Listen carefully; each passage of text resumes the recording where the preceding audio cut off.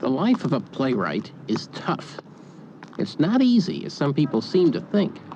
You work hard writing plays, and nobody puts them on. You take up other lines of work to try to make a living.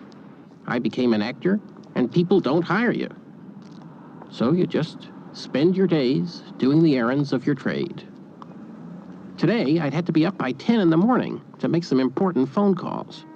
Then I'd gone to the stationery store to buy envelopes, then to the Xerox shop. There were dozens of things to do.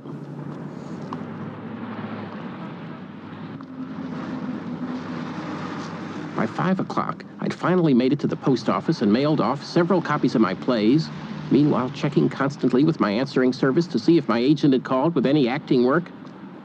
In the morning, the mailbox had just been stuffed with bills. What was I supposed to do? How was I supposed to pay them? After all, I was already doing my best. I've lived in this city all my life.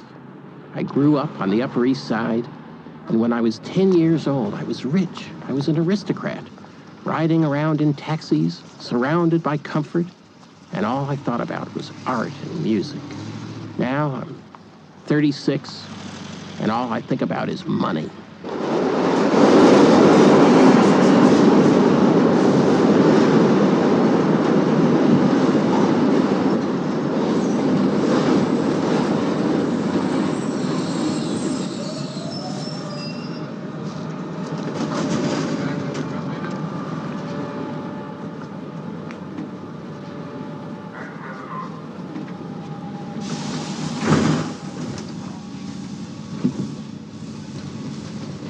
It was now 7 o'clock, and I would have liked nothing better than to go home and have my girlfriend Debbie cook me a nice, delicious dinner.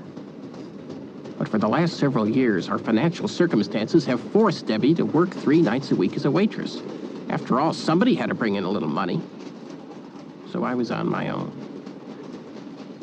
But the worst thing of all was that I'd been trapped by an odd series of circumstances into agreeing to have dinner with a man I'd been avoiding literally for years. His name was Gregory.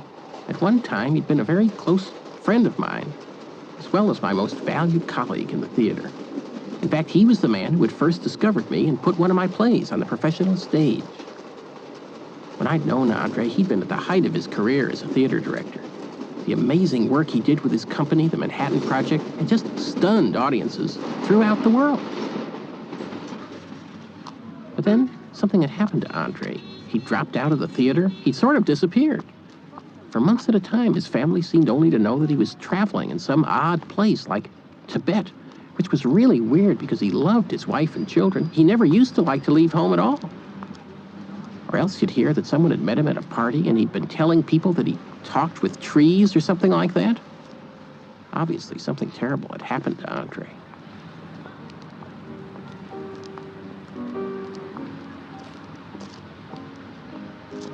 The whole idea of meeting him made me very nervous. I mean, I really wasn't up for that sort of thing. I had problems of my own. I mean, I couldn't help Andre. Was I supposed to be a doctor or what? Hello. Hello. Thank you.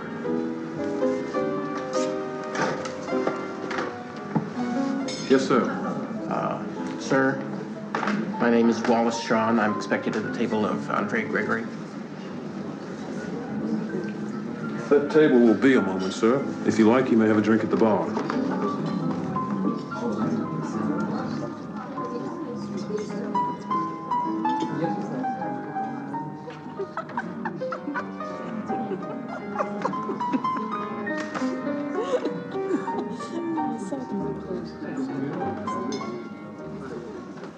Good evening, sir.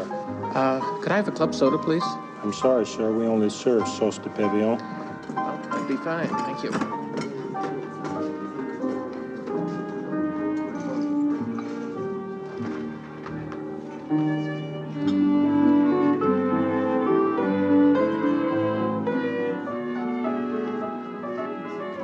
I'd called Andre, and he'd suggested that we meet in this particular restaurant. I'd been rather surprised, because Andre's tastes used to be very ascetic. Even though people have always known that he has some money somewhere. I mean, how the hell else could he have been flying off to Asia and so on and still have been supporting his family? The reason I was meeting Andre was that an acquaintance of mine, George Grassfield, had called me and just insisted that I had to see him. Apparently, George had been walking his dog in an odd section of town the night before, and he'd suddenly come upon Andre, leaning against a crumbling old building and sobbing. Andre had explained to George that he'd just been watching the Ingmar Bergman movie, Autumn Sonata, about 25 blocks away, and he'd been seized by a fit of ungovernable crying when the character played by Ingrid Bergman had said, "I could always live in my art, but never in my life."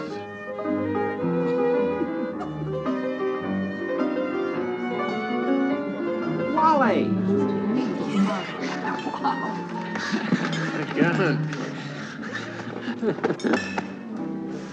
I remember when I first started working with Andre's company, I couldn't get over the way the actors would hug when they greeted each other.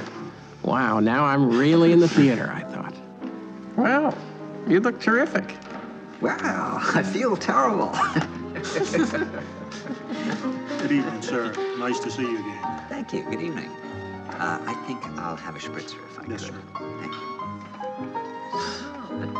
I was feeling incredibly nervous.